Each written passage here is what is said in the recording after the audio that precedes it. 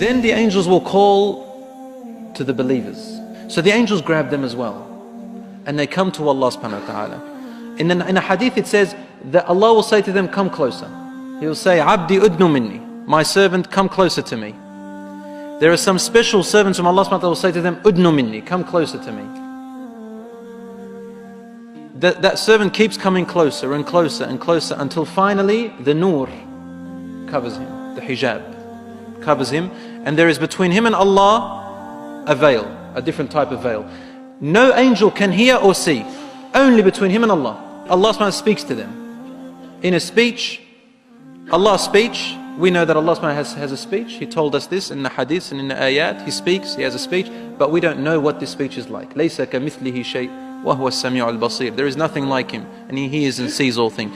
Just like He says He hears and sees, He speaks, but how does He see? How does He hear?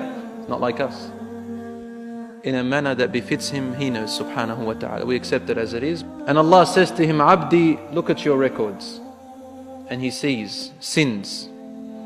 Allah says to him, didn't you know that you did this sin and I could see you? You did it in secret and I could see you. Didn't you know this day will come? Didn't you know that today I will question you? Didn't you know? And he will say, Rabbi, I did. And Allah subhanahu wa ta'ala will say to him, why did you do it? Finally the servant will say, oh my Lord, for you to throw me into hellfire is easier than to judge me and me standing before you with this sin.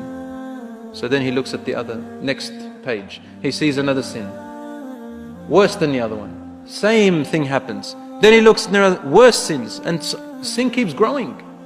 And this poor believer is sitting there saying, my Lord, in the end he says, Khalas, I'm actually going to hellfire. My deeds haven't been accepted. I've done all these wrong deeds, and that's why my good deeds have been invalid. So when he is certain that he's going to end up in hellfire, Allah says to him, Abdi, you know how you kept it a secret in the former life? He says, yes. He said, why did you keep it a secret? He says, because I was ashamed of my sin, my Lord. He says, Satartuha alayka fid dunya. Don't you see I kept it a secret in the former life? I didn't expose you. And that was part of my mercy.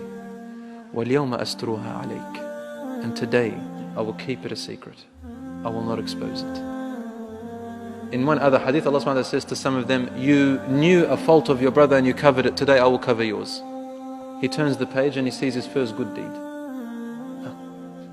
Then he turns and sees a better deed, and his deeds keeps growing. Then he turns back and the records are empty. The records are empty of his sins. The angels don't know. It's wiped off. The sins will be forgotten.